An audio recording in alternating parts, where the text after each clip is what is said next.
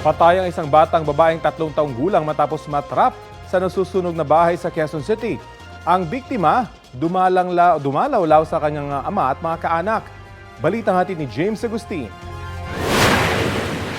Mula sa malayo, kita kung gaano kalaki ang apoy na lumalamon sa ikalawang palapag ng isang bahay sa Everlasting Street sa Barangay Payatas, Quezon City, pasado alas 10 ng umaga kahapon. Ayon sa Bureau of Fire Protection, tumagal ng halos 30 minuto ang sunog bago tuluyang naapula.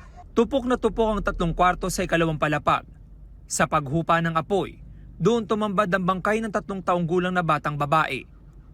Kwento ng tiyahing dumalaw ang bata roon para makita ang tatay at iba pang kaanak. Sa nanay kasi nakatira ang bata.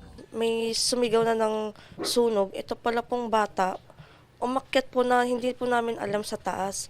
Akala niya po siguro may tao doon. Pagka sabi pong sunog, nakita ko na po yung taas namin na pula na po yung taas namin. Tinulungan naman pong sagipin din yung bata kasi sobrang lakas na talaga po ng apoy. Ayon sa lola, niyaya pa raw niyang pumunta sa sari-sari store ang apo. Hindi niya lubos sa kalain na yun na pala ang huling beses na sila'y magkikita.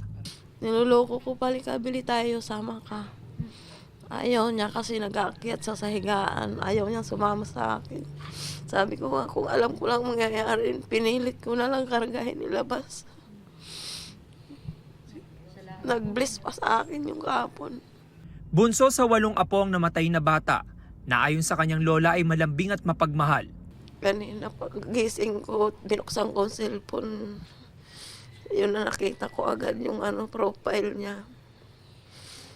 Kaya naisip ko agad kung anong ginagawa niya kahapon nung oras na nasusunog. Gusto niya iligtas siguro sarili niya kasi hindi pa niya alam yung sarili niya. Iniimbestigahan pa ng BFP ang sanhi ng apoy at ang kabuang halaga ng pinsala sa ari-arian. James Agustin nagbabalita para sa GMA Integrated News.